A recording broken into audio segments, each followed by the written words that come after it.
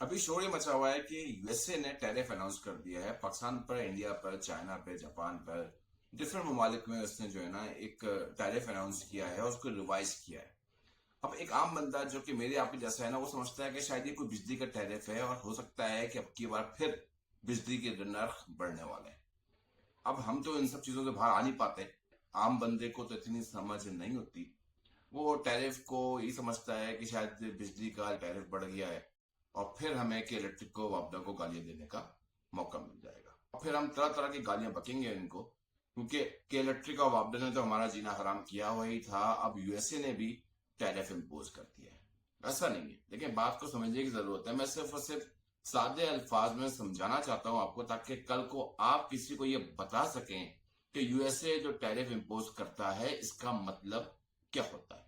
अभी हालिया जो पता चला है कि डोनाल्ड ट्रंप की हुक्मरानी में यूएसए, जो कि आज दुनिया का बॉस है, वो दुनिया का मालिक बन के बैठा हुआ है, उसने ये ऐलान किया है कि अप्रैल 2025 से जो टैरिफ रिवाइज हुआ है वो इंडिया के ऊपर 26% और पाकिस्तान पे भी गालबन 26 या 29% ही होगा, जो अभी तक क्लियरफाई नहीं हुआ। स्टिल वो पेंडिंग है। बहुत से लोग 29% टैरिफ कह रहे हैं और बहुत से लोग 26% टैरिफ कह रहे हैं। अब ये टैरिफ क्या है, ये टैरिफ काम कैसे करता है, इसका मकसद क्या है? देखिए, अगर यूएसए ने इम्पोज किया है एक पर्टिकुलर टैरिफ, यानी कि 26%, 29%, 30% जो भी है, तो उसका मतलब ये होता है कि अगर पाकिस्तान से कोई भी चीज एक्सपोर्ट होती है यूएसए में तो 29% या 26% महंगी मिलेगी वहां पर। अब अमूमन जब टैरिफ होता है उसके मुकाबले में 3 से 4% का वेरिएशन वैसे ही आ जाता है, यानी कि इंक्रीज हो जाता है वो। यानी कि अगर आप 26% भी मान लेते हैं इसको, कि पाकिस्तान से कोई चीज बाहर जाती है जैसे कि टेक्सटाइल, कॉटन, बाज़ औक़ात मसाले, हमारे फल, सब्जियां, ये तमाम तरह चीजें हमारी एक्सपोर्ट होती हैं, तो ऐसे में 30% वो महंगी मिलेगी। यानी कि जहां 26% था वहां पर हम 5 से 6% मजीद लगा ले तो 30% में महंगी मिलेगी। तो लोगों की जो बाइंग पावर है वो जैसे भी हो, वो लोग उसको कम से कम खरीदेंगे, क्योंकि चीजें अब उनको महंगी मिलेंगी। मिसाल के तौर पे कोई चीज अगर 100 रुपए की मिलती थी तो आज हो सकता है कि वो चीज 110 रुपए की मिलना शुरू हो जाए। इससे यूएसए की अपनी लोकल मार्केट को बूस्टअप मिलेगा।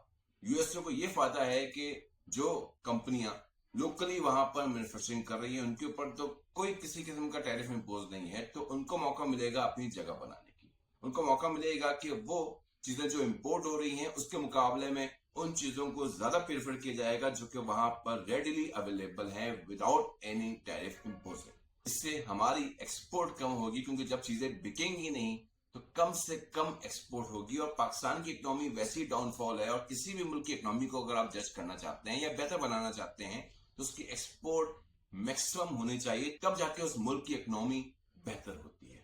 अगर पाकिस्तान की करंट एक्सपोर्ट की बात करेंगे तो वो $7 बिलियन की है, जिसमें से तकरीबन 5.4 बिलियन यूएसए जाता है। Can you imagine?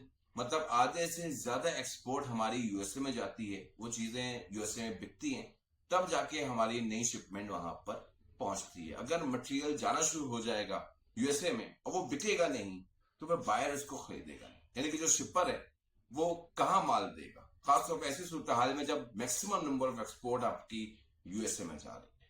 तो अगर आपसे कभी भी कोई पूछता है कि what does USA tariff means, तो आप उसको ये बात समझा सकते हैं, इसको बावर करवा सकते हैं कि जब भी कोई चीज पाकिस्तान से यूएसए जाएगी तो इतना परसेंट पर्टिकुलरली वो महंगी बिकेगी। पहले यही चीज 25% और 10% हुआ करती थी, यानी कि एल्यूमिनियम प्रोडक्ट्स 10% टैरिफ के साथ एक्सपोर्ट होते थे और 25% के साथ स्टील प्रोडक्ट्स। लेकिन अब की बार हो सकता है कि ये वैल्यू बढ़ जाए और 29 से 30% तक चले जाए। तो उम्मीद करता हूं कि आपको मेरी बात समझ में आई होगी, ताकि आप कल को किसी को भी मेरी बात कम्युनिकेट कर सकें। और मेरी वीडियो शेयर करते रहिए, मेरे चैनल को सब्सक्राइब कर लीजिएगा, मेरी वीडियो को लाइक कर लीजिए। Thank you very much. अल्लाह हाफिज, टेक केयर।